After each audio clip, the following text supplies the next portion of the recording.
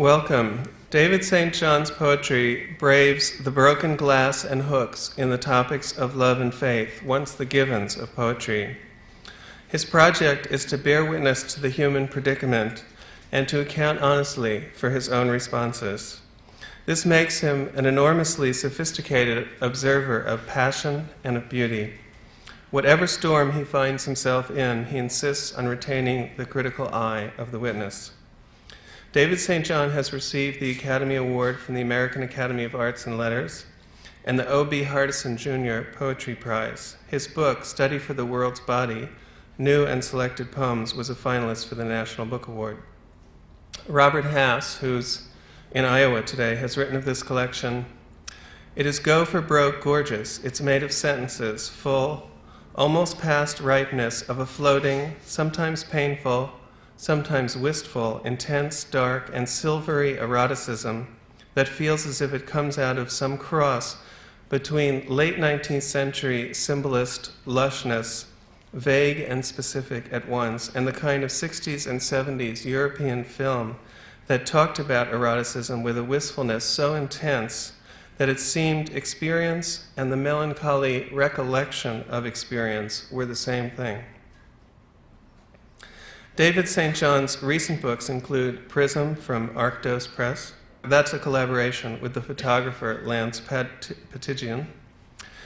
Another book is The Red Leaves of Night from HarperPerennial, and his newest book, which is here today, The Face, a book-length poem. He teaches at USC, and I want to say something about his teaching because it's really extraordinary. He sometimes also gives workshops in the Bay Area. I've had the pleasure of observing one of his poetry seminars. Okay, I admit it, I did bring a poem. And every participant brings a poem, and they start in the morning with a favorite poem by another poet. And David St. John commented with insight and knowledge about each of these poems, even though they were from the entire range of poetry from every nation and epic and poetry. And it was really like watching a chess master play 20 games at once. It was very unusual. And then in the afternoon, everyone brought in one of their own poems, and David St. John really made every person in that room feel that they were making a contribution to the river of poetry. And I came away really impressed by his enormous erudition and his generosity of spirit. Please welcome David St. John.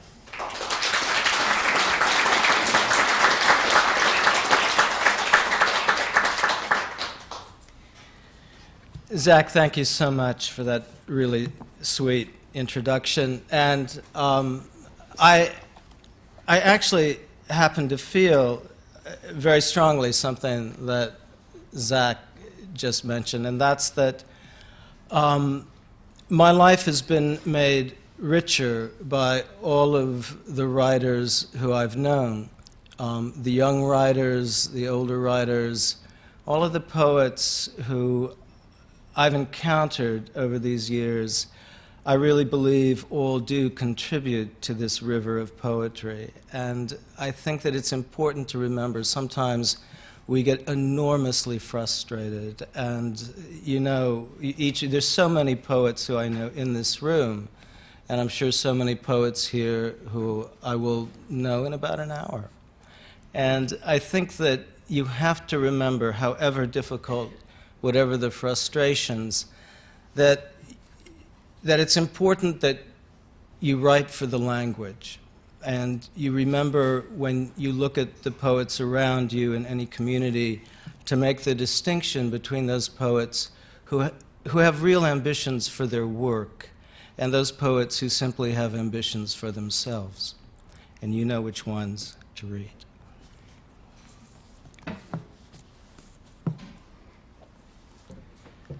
I'm going to start out by reading a poem that's from my first book.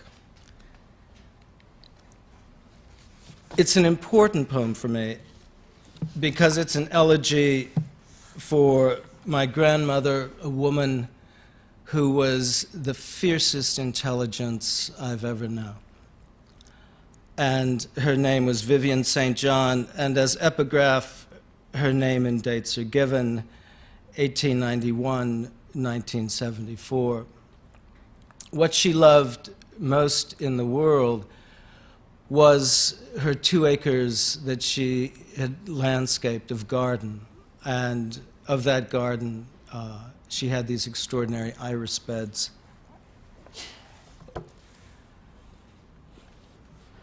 When she bought this land, it was all fig stumps.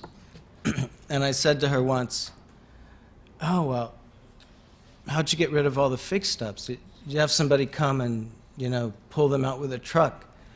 And she said, no, dynamite. I said, "Oh, you got somebody to come and dynamite them out?" She said, "No, I did it myself. Why would I pay anyone to do that?"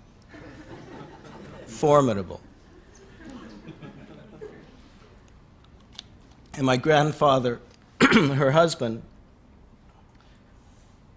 was an English professor and a dean of humanities. And they had what can only be described extraordinarily glorious fights. Iris.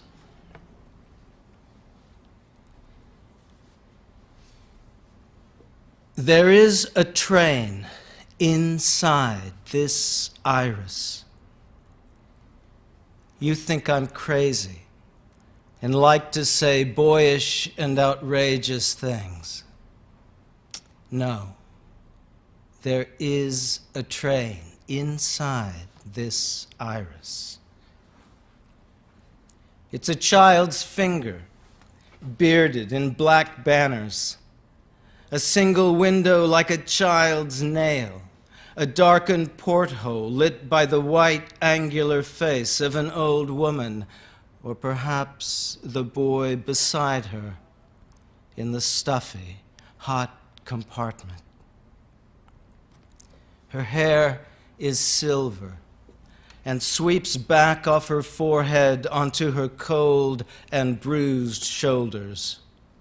The prairies fail along Chicago, past the 5 lakes, into the black woods of her New York. And as I bend close above the iris, I see the train drive deep into the damp heart of its stem, and the gravel of the garden path cracks under my feet as I walk this long corridor of elms, arched like the ceiling of a French railway pier, where a boy with pale curls holding a fresh iris is waving goodbye to a grandmother, gazing a long time into the flower, as if he were looking some great distance or down an empty garden path. And he believes a man is walking toward him, working dull shears in one hand, and now, believe me, the train is gone. The old woman is dead, and the boy. The iris curls on its stalk in the shade of those elms, where something like the icy and bitter fragrance in the wake of a woman who's just swept past you on her way home, and you remain.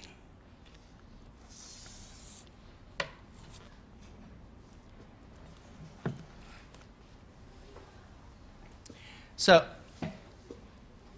I'm absolutely filled with cold and allergy medicine. So, and it's not enough to make me really high, just stupid. So, you'll just have to make allowances for that this afternoon.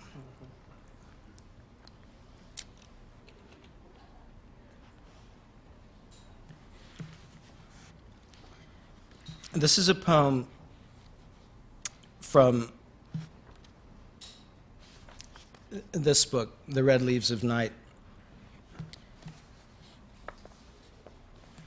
And there are two sequences in this book. The first sequence is called Nocturnes and Aubaudes, and each of the poems is numbered and titled. And I want to read one poem from Nocturnes and Aubaudes, and it's called A Pact. The poem is 18 parts, and it's a kind of, it charts the disintegration of a relationship. A pact.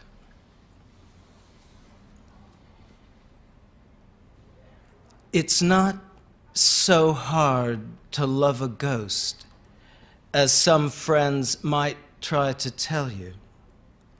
People do it for years, I hear, with almost nobody noticing.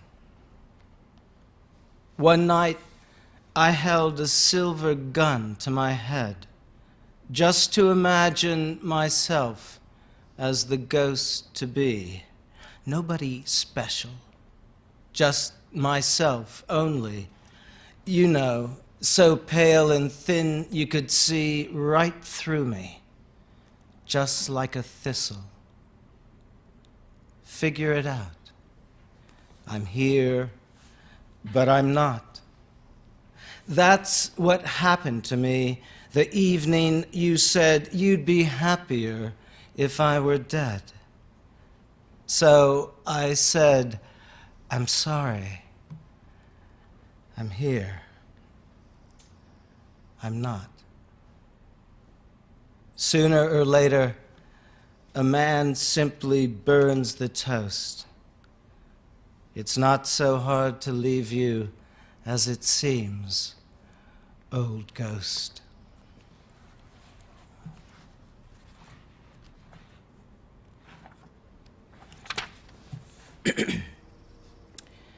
And the last section of this book is a kind of sequence.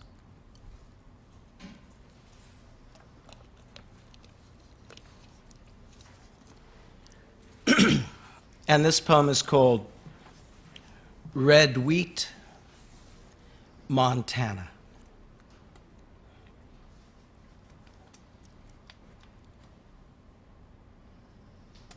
There is a kind of weeping so inconsolable it occasions only silence, just as there is a kind of silence so horrible it requires weeping.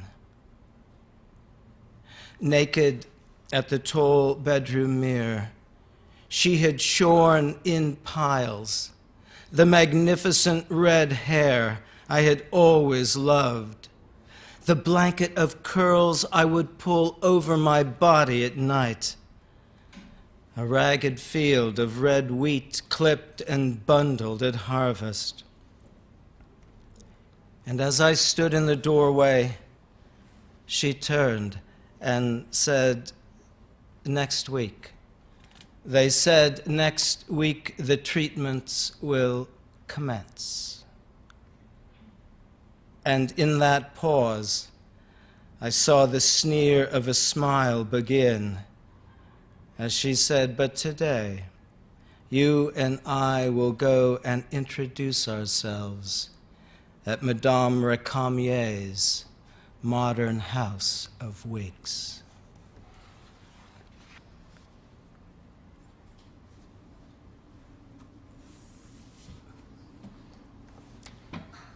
And this absolutely gorgeous book was published by Lynn Follett of Arctos Press, who's here. And it has, this camera 2 can move in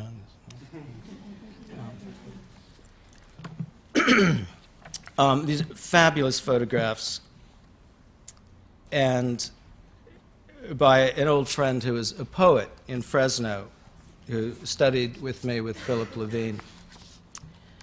And I'd like to read two of the poems from this book. This is a poem about the Dalai Lama. And some of you have heard me say this, but many of my friends tell me all of my poems are about the Dalai Lama.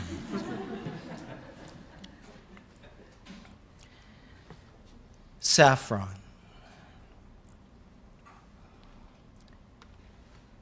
Even the thin tube of Spanish saffron sitting on the spice rack above the butcher block cooking table seems to glow with the worth of at least its weight in gold. And today at the beach, a dozen Buddhist monks in golden robes stepped out of 3 limousines to walk their Holy One out along the dunes to the water's flayed edge where the sand burned with a light one could only call in its reddish mustard radiance the essence of saffron. And what I remember most of the scene as the Holy One knelt down to touch those waves was his sudden laughter and his joy, and that billowing burnt lemon light opening across the sky.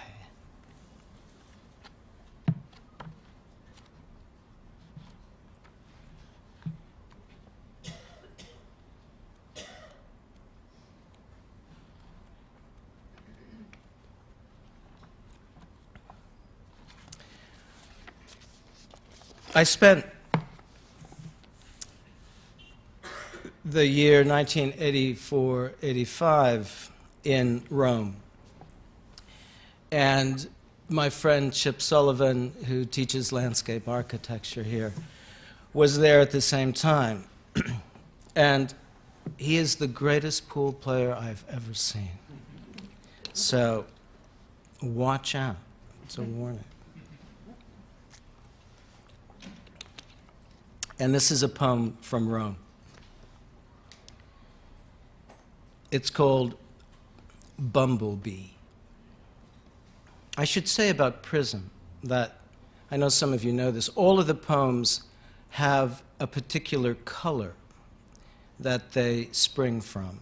The saffron, obviously. And they're all, except for 1 or 2, unrhymed sonnets. Bumblebee.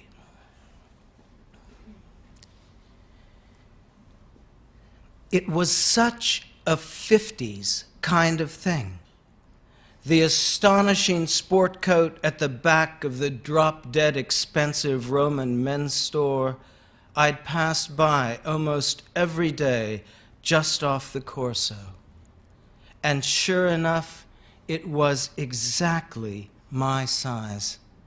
And it's almost impossible to describe the vibrating sense of pleasure, the soft lines of alternating butter and black gave to the haze left in the eye of the gazer, in this case meaning me, as I stood before the mirror, smoothing the lapels along my swelling chest, and the woman beside me herself, just a little breathless, turned and said, "Oh, honey, oh, honey."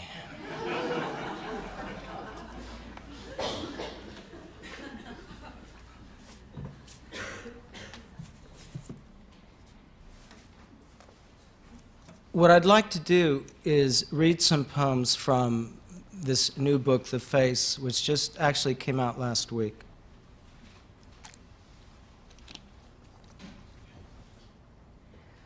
And it's a book-length poem. It's called a novella in verse because it has a kind of narrative arc. It's in 3 sections. Each section has 15 parts. The speaker of these poems has gone through a kind of shattering. a kind of collapse, and he's in the process of trying to reassemble all of these scattered pieces of whatever mosaic he used to call himself. It's a meditation, finally, on faith, on love, its possibility, its impossibility. To complicate things, during the course of the book, a film is being made of his life. And they can't really decide whether they're going to edit the film so that it's linear and chronological, or whether they're going to edit it in reverse, although no one seems to think it's going to matter one way or the other, including him. I'm going to read the first poem and the last poem, and I'll move in the sequence along the way. I probably won't read a lot of the poems that have to do with the film itself, but you need to know that cast to play him is a young woman. So there's a lot of fun kind of gender-bending stuff going on at the same time. This is section 1. I used to live there, but that was before yesterday. Yesterday is so boring, don't you think? Even my black trench coat thinks so, and it's very sophisticated, having once belonged to Dennis Hopper before I found it on the used rack at Animal House. Ron, the owner, says, fingering the shiny ink of the lapels, Dennis Hopper. Cool, I say. So into the bright day I walk out like the night. Face it, Tony says, when she sees me later at the sushi counter at Hama, Dennis Hopper, you're not. Okay, I say, but the spicy tuna's terrific today, which is why today is better than yesterday, don't you think? I said that to myself, not to Tony or Ron or anybody. I said to myself, yesterday is still so boring. When I used to live there, it was boring, and even before yesterday, it was boring. I mean, even before I knew it was boring, before yesterday. And if I still lived there, I would probably think it was boring. But today, here with you, standing right in front of me, like the body of a shadow, or like a shadow naked as a body, like a woman dressed in a body naked as a shadow, like a shadow undressing before a mirror, like yesterday, like a mirror with a shadow and a trench coat.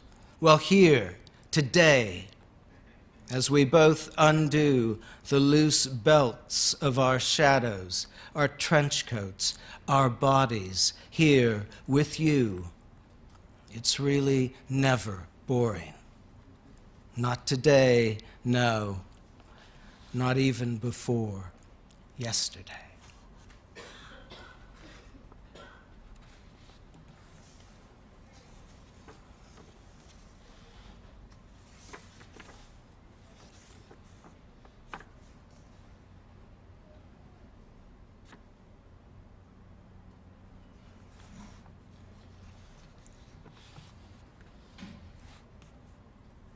Whisper, fister.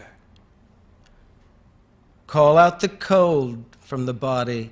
Call up the silence from the bones. Unclench that final personal pronoun. Where were you last night? I didn't hear you come in. I must have been dreaming of Portugal again. Those breezy days of late May near the crooked shore where you lay naked beneath the shifting, scraping wheel of the sun. But I didn't mind bringing you the colorful drinks chattering with ice. I didn't mind licking the sand off the insides of your thighs until the fat hourglass grew clean. I didn't mind the silver nipple clips I found in your dresser drawer. I didn't mind the soft constellations of melanoma in your misty future. Please understand, I never mind your extravagant indifference to everything I try to say. After all, it's over when it's over, right? When it's over, it's already been over, everybody knows, long before it's finally over. So I don't mind any of it, really.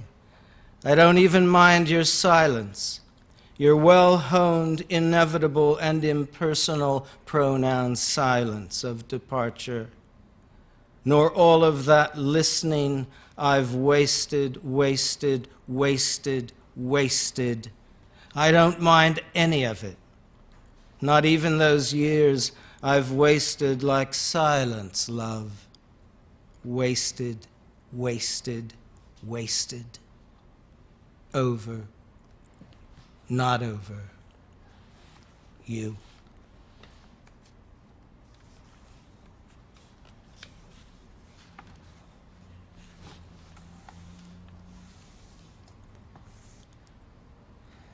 It was late May when I began the journal, a record of descents, tours of the abyss, and catalogs of blackness.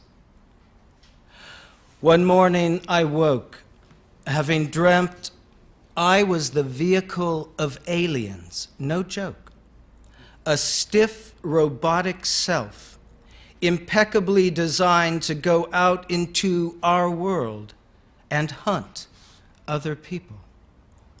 My alien engineers had expected more success, I'm sure. The dream never made it clear exactly the fate of those I'd encountered, though I'm sure my friends might have something to say on this subject. At last, my daughter recognized me. I mean, the me within the me who was the robot transport. And just that touch of her hand in recognition made all of those internal, extra-earthly mini-parasites evaporate like dust motes in the wind.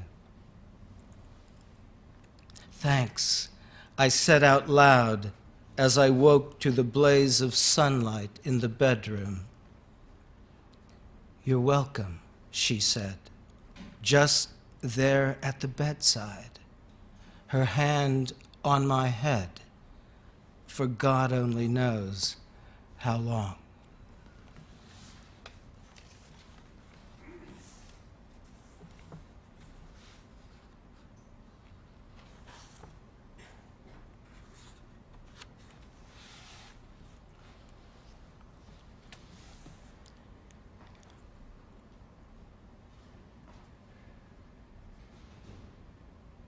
Focus fogs and fails.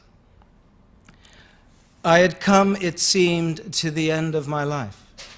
Truly, something within me had smashed like a stone wall in any Italian hillside town, collapsing as the lazy earthquake ripples along its faults. And so, desperate, I found myself searching out any consolation at the exhibition of drawings by my adored Raphael. And as I moved away from the cloak of Dante, I glanced up across the room to the red chalk and exquisite sensual ease of the three graces, each a slightly altered rendering of the same figure, the same woman, the same body. And just as that recognition arrived within my own body, I saw that Tony had silently moved beside the tall frame of those graces, herself an astoundingly perfected presence, her own face attended by some rare Renaissance poise, and in her coffee leather jacket, such a golden grace shone.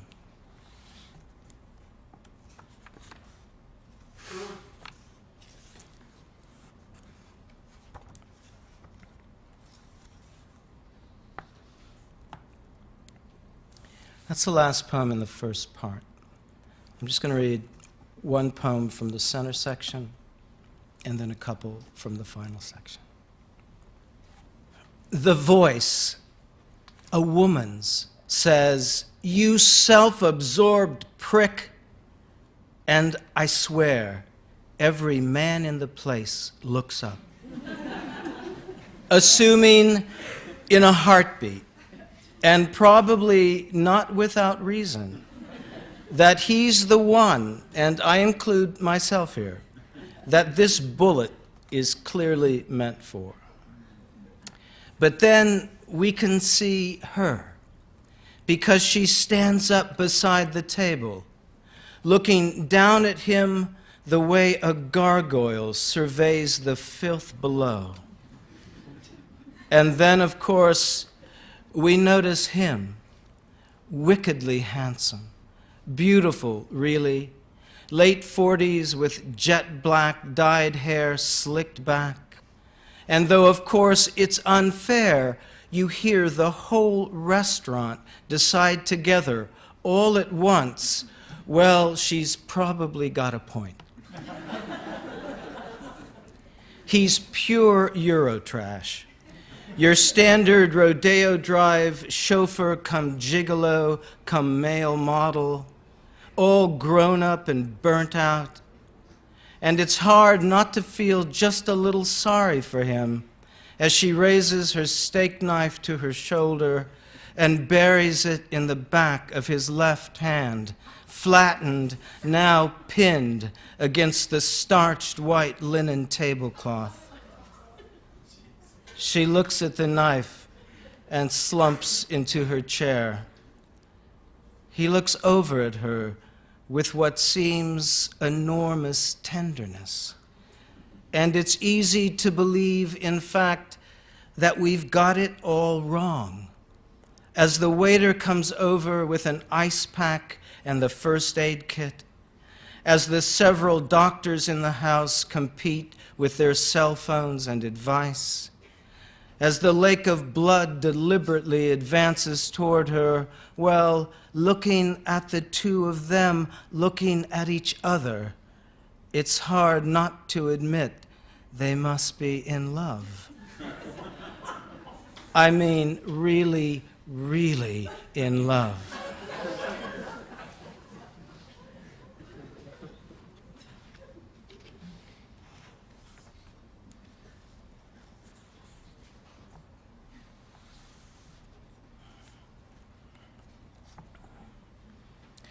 I'm just going to read 3 more poems, all from the final section.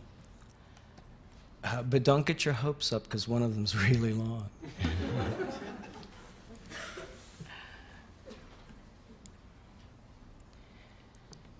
Then I was given the path of green tea. It was a way of being present that was presented to me. The way spring presents the white and green narcissus poking up through the black loam. The way the crackled glaze of the ancient teapot presents the myriad reflections of the poor as the steam rises from the dragon of the leaves. And the wise monk who has traveled for 37 days looks up at his host, then hands him the gift of bundled green tea, elemental and luxuriant, the split carapace, the shattered shell of the will begins slowly to fall away, and the air of the mountain temple is again misty with praise as the monk reveals the blessings of the drained cup, sip by sip, unraveling the complex compass leaves of the future. The way we are given, those of us lucky enough to sense the faintest scent of ceremony and ease, a path that unfolds slowly like the origami of disease, like the self, to take only one example. Until the lines of the faint green paper seem crinkled and lined as a ghost's palm, as the simple frond feather of a leaf of tea.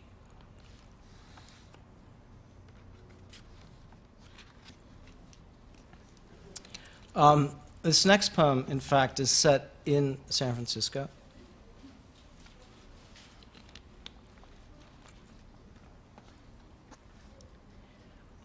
And there are two poets, Frederick Seidel, who I admire tremendously but have never met, and Lynn Emanuel, who's a poet I've known for many years and also admire tremendously.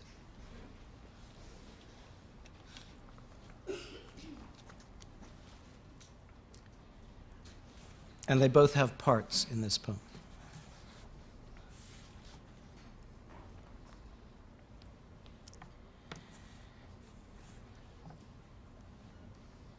Driving alone south of Market Street, I see the place Susan told me once was called the Barking Lot, and now has become instead something called Moto Java, Motorcycle Repair and Espresso Bar. This is my idea of pure heaven. I mean, really, who wouldn't want to stop and go in? The smell of leather, grease, and espresso in the air, every bad boy's dream cologne. Just mix in the rank whiff of dried sperm, and you've got the James Dean scent of the century. Then out of nowhere, sweet Jesus, who do I see pulling in on his Ducati?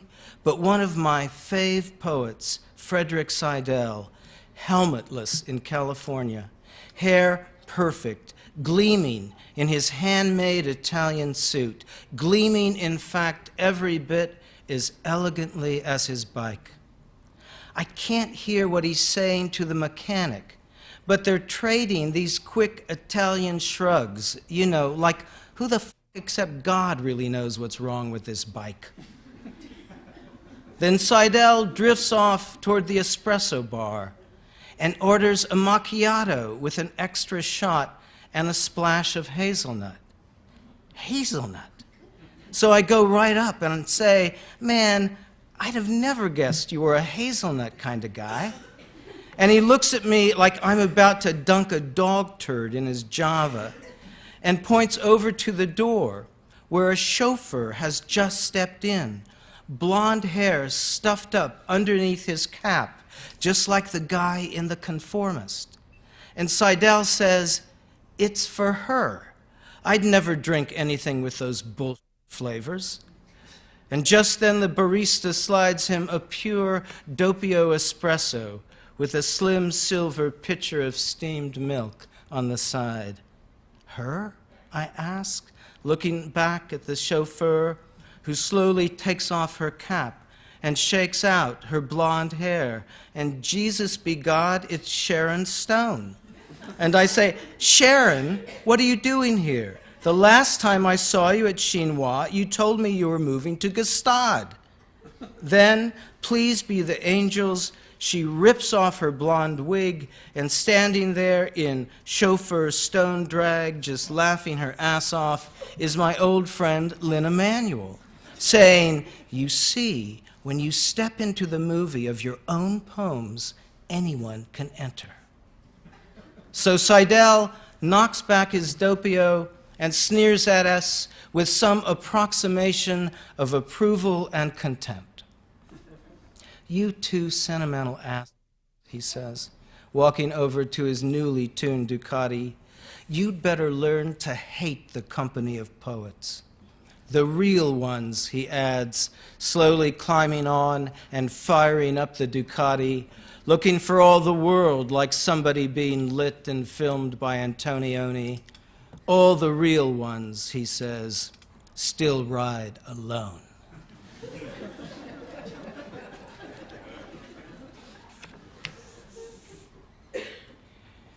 Well, this is the last poem in the book, the last poem I'll read.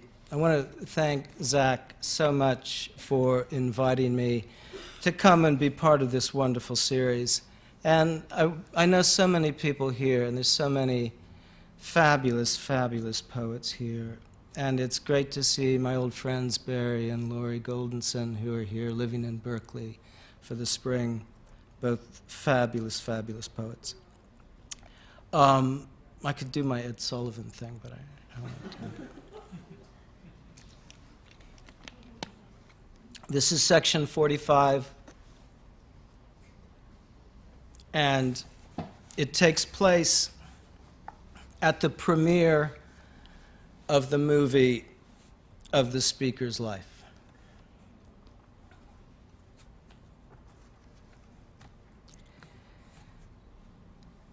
I couldn't take it. 20 minutes into the first reel, I'd had it. I'd even made it down the red carpet outside Mann's Chinese, the roped-off tourists craning to see if I was anybody. I'd made it through the storm of Infanta's air kisses and Sibel's arsenal of glares. I'd made it through the week of pre-premiere talk shows and interviews. I'd made it to my hand-picked seat at the very back of the theater. Then, 20 minutes into the vertigo of the reality of it all, I felt that seasick, gravity-loss, head-minced, stomach-kicked, full frontal nausea that would make Camus proud. And I knew I had to hurl. I don't remember getting up and slipping out. I don't remember stepping into the empty bathroom or even kicking open the stall door, just suddenly knifing over, bent double, and losing it, my Ivy lunch, and what little I had left of dignity or pride. Here I was, the subject in absentia, missing the story of my life. I have to admit that Sibel, she's the young actress, I have to admit that Sibel was really great as me, at least in the little that I saw. She looked exactly like me at 18, sitting there looking up at the camera in the fields near the cemetery at Academy, California. And in those flash forwards, she was, well, superb, especially in the one where I'm with Vivienne at 4 in Paris. It's my daughter, Vivienne. That spring, we lived on Rue de Grenelle, right off Rue de Bac. But finally, in the scenes where I'm leaving Fresno for Iowa City, the barrel of the kaleidoscope at last collapsed, and all of the endless pieces of lit detail, lit syllable, and lit memory began melting together in the searing projectionist beam as the images swirled and smeared themselves across the screen. So there I was, the hard, icy rim of the toilet carving a red moon into my forehead. Finally, I got up. Yet, instead of going back into the theater, I simply walked out into the night, slowly walking alone along Hollywood Boulevard, trying to catch my breath, trying to be able to take even one deep breath without gagging. I don't know how long I walked or really where I was, but I'd come to what looked like Hollywood's own run-down back lot, old office buildings and warehouses still unrenovated, unreconstructed, still awaiting their facelifts. A set so desolate and derelict that it was almost silent there in the middle of the city. A few sirens in the distance, a woman screaming at a man, almost silent. Just those dozen or so blocks from the premiere. And I can see that the 7 Klieg lights they'd trucked in front of the theater are still lifted up and crisscrossing the sky, slowly scouring the sky, like those searchlights beaconing the slate night in an old World War II movie. The enemy bombers above, the dutiful London citizens below, donning their gas masks and going underground to wait out the next wave of the Blitz. I just stand there, watching, and I notice a few stray clouds have begun to pass over, a few gathering wisps quietly assembling. And it's then I realize those white batons of light all seem to have stilled, having crossed and frozen at an open space of sky where the clouds are collecting, as if each soft finger were amazed to touch up in that black mirror of night the simple expression of the beyond, of belief. That is, even as I watch, I believe those fragments, an aspect of cloud, have begun to swirl and gather in their fluid fashion into a shape that is, even in its shifting coalescence of liquid bones, the white mask of a face.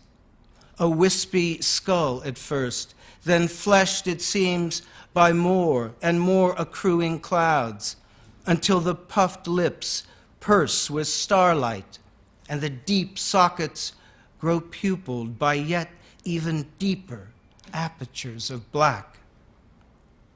And the Klieg lights themselves remain fixed and transfixed, the face gathering itself along the sky, no longer indeterminate, now present, yet also still ephemeral, sketched by the chalky winds across the mercy of the night. It is the face I have been awaiting, the face I've been certain could reflect both the nothingness and faith, the face I know, and have always known, the face I recognize as the mirror of emptiness by which we will know the face we might one day wear, might one day lift like a mask of grace, which is the silence of the mind and the unfolding of the heart, the face of vision and the sweet delight. It was then, I think, I faded and passed out. When I awoke, the sky was blank again. Dew was gathering along my cheeks and lips. In my jacket pocket, urgent against my chest, the relentless vibrating buzz of my cell phone, pulsing and pulsing over and over and over. The insistence of a heartbeat long after the body has grown distant and cold. I raise myself to one elbow to look around. I can't remember where I am or where I'm meant to be.